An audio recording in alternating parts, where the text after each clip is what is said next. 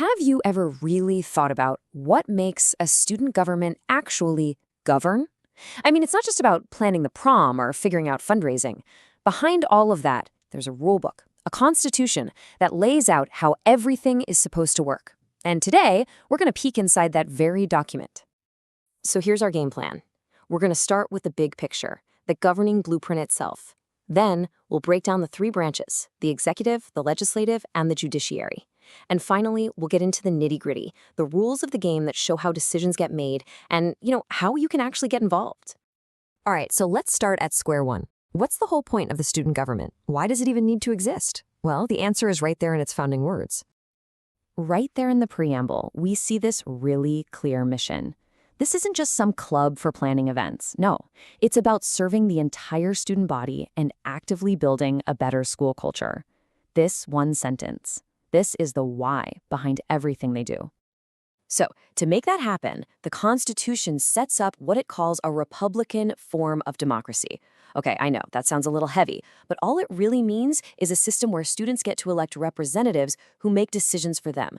The whole point is to teach citizenship by giving students a real say in things that actually affect their lives at school. So how do they organize this? Well, Article 3 lays it out in a way that's probably going to look pretty familiar, because it's modeled after larger governments. It's built on three separate but totally interconnected branches. You've got the executive, the legislative, and the judicial. Each one has its own special job to do. Let's kick things off with that first branch, the executive committee.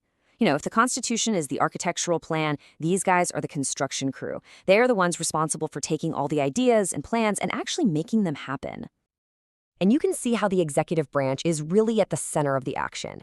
It's the hub that connects to the other branches and has to manage all the different moving parts of the student government.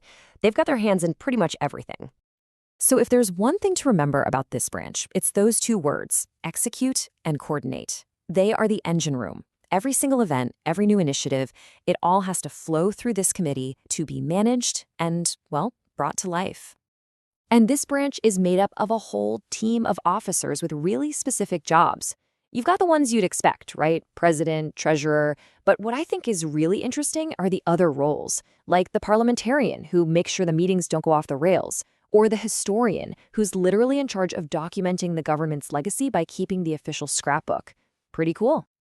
Okay, now let's pivot to the branch that's supposed to be the voice of the people, the Legislative Assembly. This is where all the ideas and concerns from students all across the school are supposed to end up. At its heart, their job is to be the lawmaking part of the government. So in student government speak, they're the ones who come up with, debate, and then vote to pass the resolutions that guide what the school actually does. And this assembly is a real cross-section of the school. It's made up of elected leaders from every single class. That's how they make sure all the different grade levels get a voice. But check out this key detail. The student government president and VP, they're there, but they don't get a vote. That's a really important way to keep the powers of each branch separate and balanced. Okay, so we've got a branch for doing stuff and a branch for deciding stuff. But who makes sure everybody's actually playing by the rules? Well, that is the super important job of our third branch, the Judicial Committee. Think of this branch as the guardian of the Constitution. They are the official interpreters, the referees, who make sure that whatever the other two branches are doing actually lines up with the rulebook that everyone agreed to. And their duties are, frankly, huge. They handle fights within the student government, they review honor code stuff, but maybe their most important job of all is conducting the elections. Just think about that for a second. This one branch is in charge of the entire democratic process that puts the other two branches into power. That is a massive amount of responsibility. And yeah, to get on this committee, the standards are incredibly high. We're talking a GPA over 3.5 and a spotless discipline record. This is not a role you just stumble into. It really shows you how serious and impartial their job is supposed to be. So now we get the structure, right? The three branches, what they all do. But let's look at the actual mechanics that make it all go. How does a simple idea actually become an official decision? Well, according to the bylaws, all the meetings follow a system called Robert's Rules of Order. Now, I know it might seem a little stuffy and formal, but this step-by-step process is so important. It makes sure every idea gets heard, gets debated fairly, and gets voted on without any chaos. It basically guarantees that one loud person can't just dominate the whole meeting. Even spending money has this really clear, structured system. And this isn't just about penny pinching. It's all about accountability.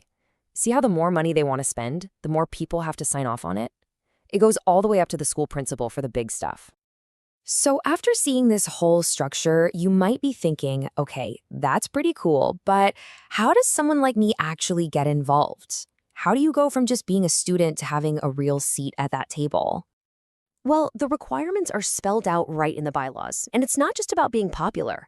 The focus is really on being a student in good standing. Academically, sure, but also in terms of your character. And for the top jobs, president and VP, you have to have at least a year of experience. That makes sure the leaders already know how the whole system works before they take charge. When you really boil it all down, this Constitution is way more than just a set of rules. It's a blueprint for students to take action, a framework for them to become leaders, and a tool for them to make real change. But you know, a blueprint is just a piece of paper until somebody actually decides to build something. So the final question really isn't for me, it's for every student to ask themselves, how are you going to make your voice heard?